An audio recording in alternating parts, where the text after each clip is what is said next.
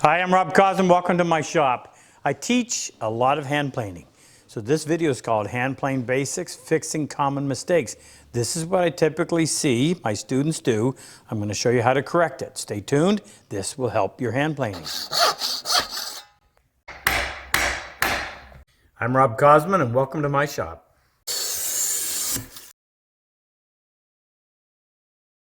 So first mistake is what I would call the mechanics of planing.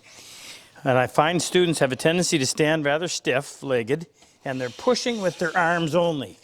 Now, problem with that is you're not going to last real long. You're using the smaller muscle in your body as opposed to using your legs and your upper body for some momentum. So what I tell them to do is this. Position as if your feet are in the same direction that you're planing. And most of the work is going to come from my right leg, which being right-handed. So the plane does not move much in relation to my upper body. And it's just a slight rocking forward and back. You do it like this. It's a lot more comfortable. You'll last longer.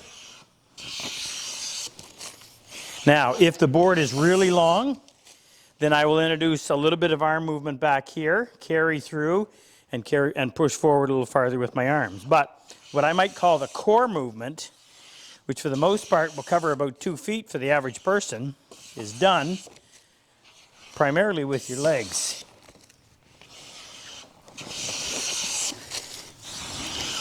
Just try practicing not allowing this elbow on your right arm to go past your side. And position yourself in the same direction. Get a little bit of bend in the knee and open your legs up. Your feet are spread apart so you're a little more stable. And don't forget your wax too. Reduces that friction and makes it so much easier to push the plane through the wood. Okay, next one, again, has to do with the mechanics. And that is, where's the weight placed throughout the stroke?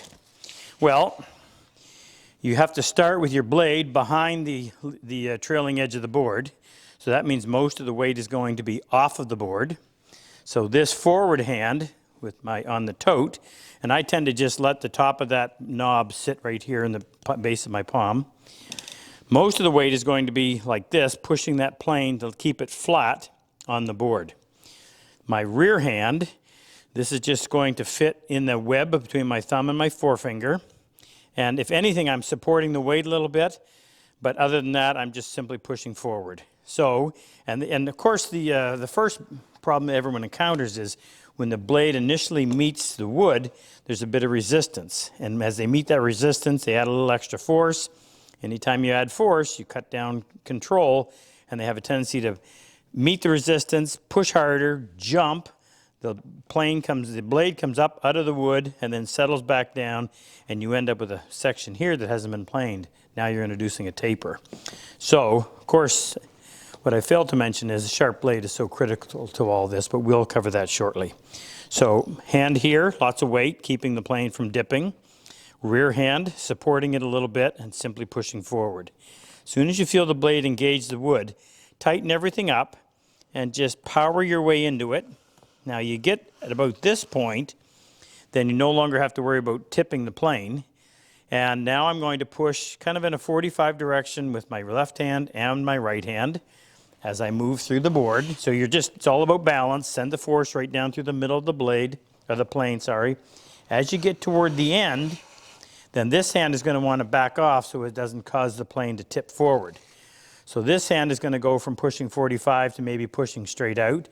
This rear hand has to do a little bit of squatting to prevent that sudden release of force that occurs just as the blade meets the end of the board, and keep it in control so that you end up stopping on the same plane that you've been planing, pardon the pun.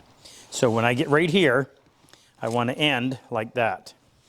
Now put it all together, force here, both like this, ease off here, bear down here, end right there. And if you think about it at first and practice it, it won't take long before that just becomes a natural process. A third mistake or problem that people encounter is that often when they first are attempting learning how to plane on a wide surface, they have a tendency, as I mentioned, to have a little bit of chatter at the front. Now this comes from perhaps not properly dispensing pressure at the front hand straight down, and maybe applying a little too much downward pressure without knowing it on the back. Whatever, the end result is often a bit of chatter. So the plane hits the wood, you push a little harder, you get a little bit of a bump going on, and next thing you know, you've got some lines across here. Well, if you continue to try to plane them away in the same direction, your plane seems to want to just travel and make them worse. So what I do, if you have that situation, is either skew the other direction or go straight where you were on an angle, something, and purposely just kind of cut underneath them to hopefully eliminate them with that next pass.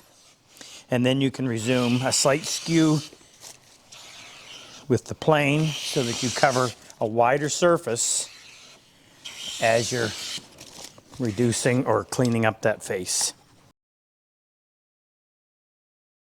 Okay, I'm calling this number 4, but I really should have called it number 1, and that is grain direction.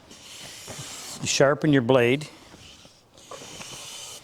you put it in the plane, you set your board in the vise, and then you decide, oh, did I get it right? Well, there's a few visual clues and one tactile one. Sometimes you can look at the edge of the board and you can see that the grain is running one way or the other. Now I did it with a marker on here that if you look really close, you can kind of follow how the grain is running uphill in this direction. And you want to plane in that direction. If you think about patting a cat, seems to be the example everybody identifies with. You start at the head and you go down towards the tail. And the fiber of the hair lays like this, and you just follow it.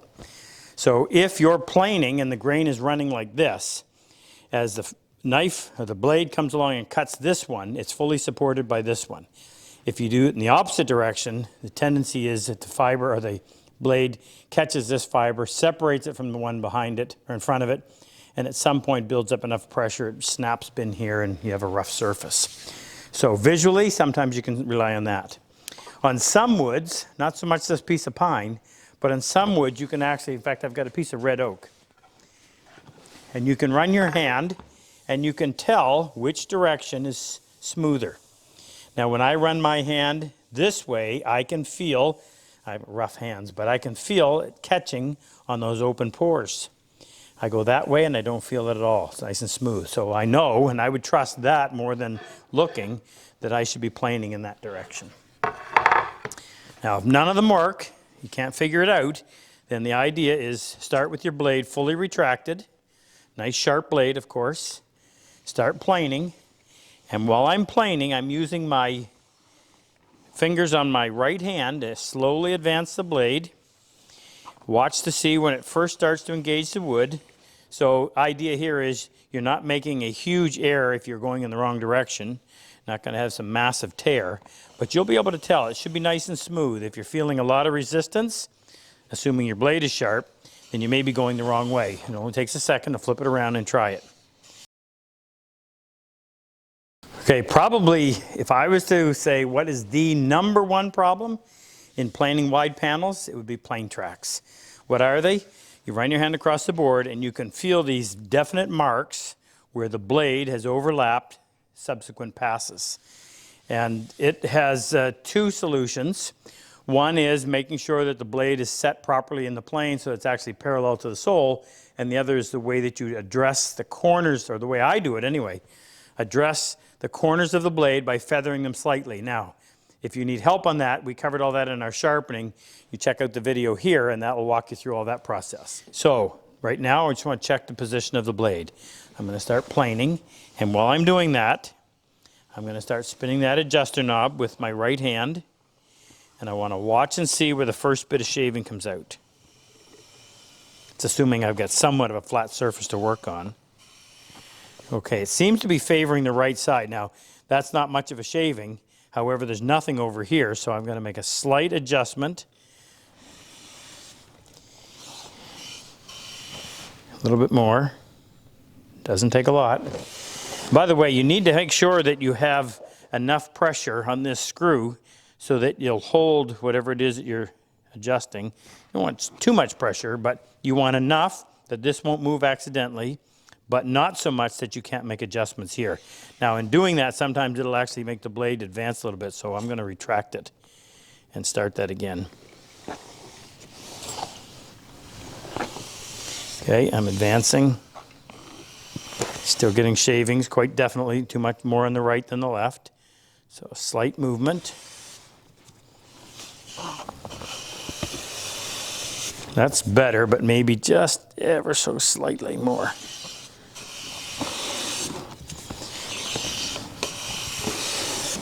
Okay, now I'm going to take a heavier cut, so I'm going to advance the blade a little bit. Even more.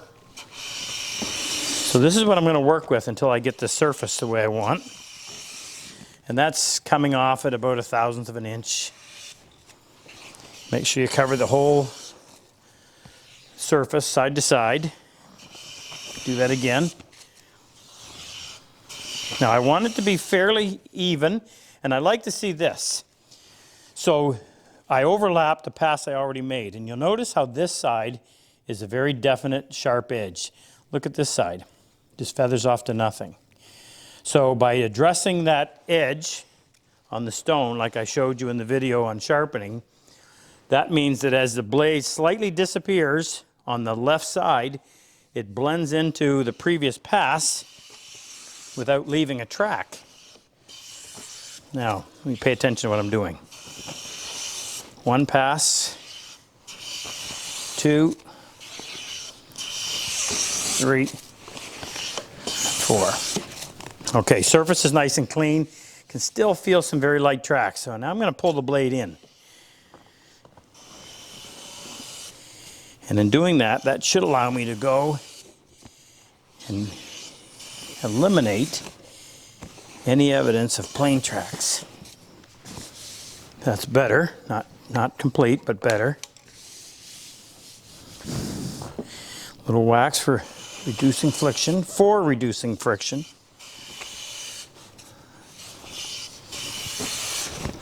Now you see I'm not getting no defined edge on either side. Okay, much better. So when we're doing this, the way we hold our plane is going to play a big role in how flat we're able to get that side to side. If you plane straight on like this, with each pass, you really don't have a whole lot to reference one pass to the rest of the board. What I mean is this. In making this pass, I'm referencing that much of the surface. So I could be tipping a little bit to my left. I could be bringing a corner down low. No real reference helping me. If I skew my plane, hold it like this, now every pass, if my weight is distributed properly, I'm able to read the entire surface of the board almost with every pass. So that's going to go a long way in helping me from one pass to the next, keep me from getting too low on one side or the other. Now you've got to make sure that you shift your weight properly. Everything is pushing down here, nothing here except going forward. Both hands are pushing down, get toward the end, back off on this one, bear down more on the back one. And on the third and fourth passes, I want to be careful here because I don't want to be leaning outside the edge of the board, causing me to take more off of the edge than inside. So this hand has to compensate. But if you do that and keep checking every few passes, drag your plane along there and see how you're doing. No matter what you do, if you just continue to plane without any thought for what's going on, you will end up with a board that has a hump in the middle. And you can verify that by just putting your plane on there and spinning it like that. Now, if it were flat, it wouldn't do that. But the fact that it pivots in the middle means, obviously, it's higher here than it is on either side. And the only way to deal with that, I'm using a dry erase marker because it doesn't penetrate deeply. Draw a bunch of lines down here just so you can kind of follow what you're doing. So we have to do the opposite and then plane to eliminate what we did, and hopefully we stop at the point before when you go from having a hollow in the middle to having a bump. So what I mean is this. I've already flattened my board, at least side to side. It's nice and smooth. Now I've got to take care of this bump. So I'm going to start right about here, and I've got to make sure I take the same amount off so that I maintain that nice flat surface side to side. So I'm going to take a pass out of the middle, step over, overlapping each time. All right, so I removed this middle section. Now I'm going to come back a little bit further. I'm going to advance the blade a little bit. You always want to be lifting the plane off while in a forward motion. If you don't, here's what happens. Then you got to go in there and scrape off. I call that a skin tag. And that's a bit of a pain. You can avoid it by simply lifting the plane in a forward while it's still moving forward. Okay, now let's check this. Okay, doesn't pivot in the middle anymore. I'm going to keep on doing that. Come back a little farther, go a little farther ahead. Each time overlapping. Okay, now you can see what you've done. You've got your marks. Let's check that. It's sitting nice and flat, and I don't see any light.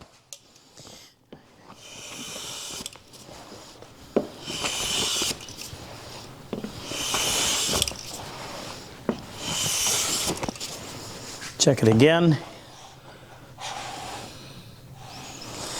And then I would eventually, I might actually go one more time. Go from here to here, check it. If it's okay, on my final pass, I would go in and cover side to side, end to end, and then check it and make sure that we stayed flat side to side and that we no longer have that bump. By the way, if you really want to check it accurately, take the weight off and check. And if there's no light and it's not pivoting, now you got a flat board. Hope this helped. If you pay attention to all this, you'll be a whole lot better with your planing, but don't forget, the #1 solution to better hand planing is having a blade that is properly sharpened. Check that video we did on sharpening and make sure you're up to snuff on that part. Good luck. See you in the shop again soon. Hi, if you like my work, if you like my style of teaching, click on any one of these videos to help take your woodworking to the next level. And I've always said better tools make it a whole lot easier. If you click on the icon with the plane and the chisel, it'll take you to our website, introduce you to all of our tools, and also talk to you about our online and in-person workshops. Good luck in your woodwork.